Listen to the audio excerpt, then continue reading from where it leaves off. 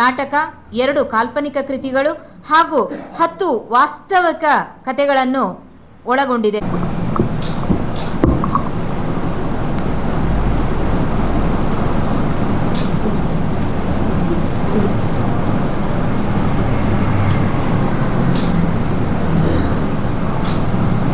Doctor Malathi Shetty Manur ಇವರ ಅಮೃತ ಪ್ರಕಾಶನ ಈ ಪತ್ರಿಕೆಯ ಮುಖಾಂತರ 44ನೇ ಕೃತಿಯನ್ನು ನಾವು ಬಿಡುಗಡೆ ಮಾಡ್ತಾ ಇದ್ದೇವೆ ಅಂತ ಹೇಳಿದರೆ ಬಹಳ ಒಂದು ಹೆಮ್ಮೆ.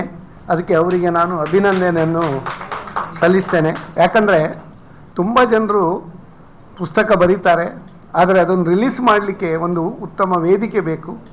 ಪ್ರೆಸ್ ಕ್ಲಬ್ಗಿಂತ ಒಳ್ಳೆಯ ಒಂದು ಉತ್ತಮ ವೇದಿಕೆ ಎಲ್ಲಿ ಇಲ್ಲ ಅಂತ ನಾನು ಹೇಳ್ತೇನೆ. ಬೇರೆ ಎಲ್ಲಿ ಮಾಡಿದರೂ ಪ್ರೆಸ್ ಕ್ಲಬ್ಬಿನಲ್ಲಿ ಮಾಡಿದ ಒಂದು ಏನು ಹೇಳ್ತಾರೆ ಅದಕ್ಕೊಂದು ರೆಸ್ಪೆಕ್ಟ್ ಬೇರೆ ಎಲ್ಲಿ ಮಾಡಿದರೂ ಅದು ಬರುವುದಿಲ್ಲ. 44 ಕೃತಿಗಳನ್ನು ಬಿಡುಗಡೆ ಮಾಡಿದ್ದಾರೆ ಅಂತ ಹೇಳಿದರೆ ನಿಜವಾಗಿ 44 ಜನ ಲೇಖಕರಿಗೆ ಅವರು ಒಂದು ಪ್ರೋತ್ಸಾಹ ನೀಡಿದ್ದಾರೆ ಅಂತೇಳಿ ಬಹಳ ಒಂದು ಹೆಮ್ಮೆ ಆಗ್ತದೆ. 44 ಕೃತಿಗಳನ್ನು ಕೂಡ ಇದೇ ಪ್ರೆಸ್ ಕ್ಲಬ್ಬಲ್ಲಿ ಬಿಡುಗಡೆ ಮಾಡಿದರು ಅಂದರೆ ಇನ್ನೊಂದು ಹೆಮ್ಮೆಯ ವಿಷಯ.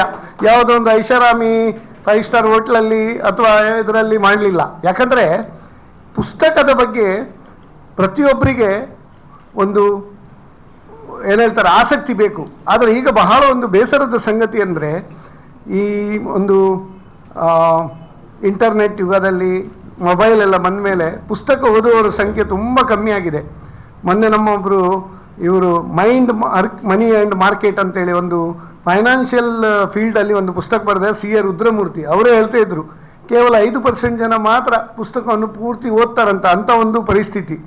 ಅಂದರೆ ಪುಸ್ತಕ ನಾವು ಎಷ್ಟು ಓದ್ತೇವೆ ಅಷ್ಟು ನಮ್ಮ ಜ್ಞಾನ ಹೆಚ್ಚಾಗ್ತೇವೆ.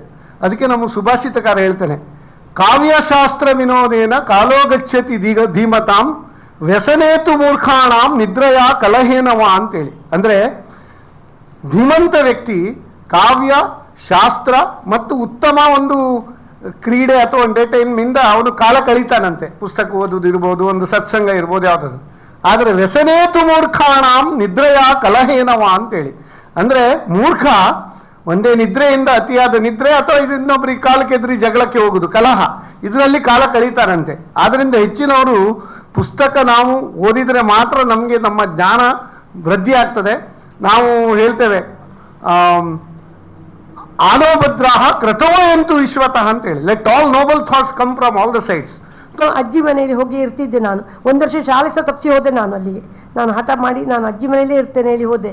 ಅಲ್ಲಿ ನನಗೆ ನನ್ನ ಅಜ್ಜಿ ತುಂಬ ಅವರ ಲೈಫಲ್ಲಿ ಆದ ಕತೆ, ಅವರ ಊರಲ್ಲಿ ಆದ ಕತೆ, ಅವರ ಮನೆಯಲ್ಲಿ ಆದ ಕತೆ ನನಗೆ ಬಿಡಿಸಿ ಹೇಳ್ತಾರೆ. ಆಗ ಪುಣ್ಯಕ್ಕೆ TV ಇರಲಿಲ್ಲ, ಮೊಬೈಲ್ ಇರಲಿಲ್ಲ. ಆದ ಕಾರಣ ಅವರ ಕಥೆ ನನ್ನ ಎಂಟರ್ಟೈನ್ಮೆಂಟ್ ಅದೆಲ್ಲ ಓದಿ ನನಗೆ ಖಂಡಿತ ಇದೆಲ್ಲ ನೆನಪು ಬರಲಿಕ್ಕೆ ಶುರುವಾಯಿತು. ನನಗೆ ಪುನಃ ನೆನಪು ಬಂದ ಕೂಡ ನಾನು ಅದರ ಕಥೆಯ ರೂಪದಲ್ಲಿ ಬರೆದೇನೆ. 10 ಕಥೆಗಳು ಸತ್ಯ ಕಥೆಗಳೇ, ಒಂದೇ ಒಂದು ಅದರಲ್ಲಿ ಇದಿಲ್ಲ. ಲಾಸ್ಟ್ ಒಂದು ಪ್ಯಾರಾಗ್ರಾಫ್ ಮಾತ್ರ ನಾನು ಟ್ವಿಸ್ಟ್ ಮಾಡಿದ್ದೇನೆ, ಇಲ್ಲದ್ರೆ ಅದು ಕಥೆ ಆಗುವುದಿಲ್ಲ. ಮತ್ತು 2 ಕಥೆ ನನ್ನ ಇಮ್ಯಾಜಿನೇಷನಲ್ಲಿ ಬರೆದಿದ್ದೇನೆ, ಮತ್ತು ಕೆಲವು ನಾಟಕ ಬರೆದೋದ್ರಲ್ಲಿ ಹಾಕಿದ್ದೇನೆ. ಸೊ ನನಗೆ ಬರೀಲಿಕ್ಕೆ ಒಂದು ಕೊಟ್ಟದ್ದು ಮಾಲತಿಯವರು ತುಂಬ ನನಗೆ ಎನ್ಕರೇಜ್ ಮಾಡಿದರು. ನೀವೇನು ಹೆದರಬೇಡಿ, ನೀವು ಬರೀರಿ, ನೀವು ಪುಸ್ತಕ ಮಾಡುವ, ನಾವು ಪ್ರೆಸ್ ಕ್ಲಬ್ಬಿಗೆ ಹೋಗುವ, ಇಲ್ಲ ನನಗೇನು ಐಡಿಯಾ ಅಂಥದ್ದಿಲ್ಲ. ನಾನು ಇಷ್ಟೊಂದು ಒಂದು ಚಟ್ನಿ ಬುಕ್ ಮಾಡಿದ್ದೇನೆ, ಅದು ತುಂಬ ಪಾಪ್ಯುಲರ್ ಆಯಿತು ಆ ಚಟ್ನಿ ಬುಕ್. 52 ಚಟ್ನಿ ಬರೆದಿದ್ದೇನೆ, different type of ಚಟ್ನೀಸ್ all over the world, because it is written in English, ಇದು ಕನ್ನಡ. ಸೊ ಈಗ ನಾನು ಕನ್ನಡದ ಇದನ್ನು ಟ್ರಾನ್ಸ್ಲೇಷನ್ ಸಹ ಮಾಡಿದ್ದೇನೆ. ನನ್ನ ಮೊಮ್ಮಗಳೇ ಆದವಳು ಟ್ರಾನ್ಸ್ಲೇಟ್ ಮಾಡಿದ್ದಾಳೆ. ಅದು ಈಗ 1-2 ದಿನದಲ್ಲಿ ಹೊರಗೆ ಬರ್ತದೆ ಪೂರ ಆಗಿ, ಅದು ಟ್ರಾನ್ಸ್ಲೇಷನ್ನು. ಸೊ ನನ್ನ ಈ ಒಂದು ಮನಸ್ಸಲ್ಲಿದ್ದ ಭಾವನೆ ಪೂರ ಮರೆಯದ ಮಾತುಗಳಲ್ಲಿ ಹೊರಗೆ ಬಂದಿದೆ. ನಮಸ್ಕಾರ.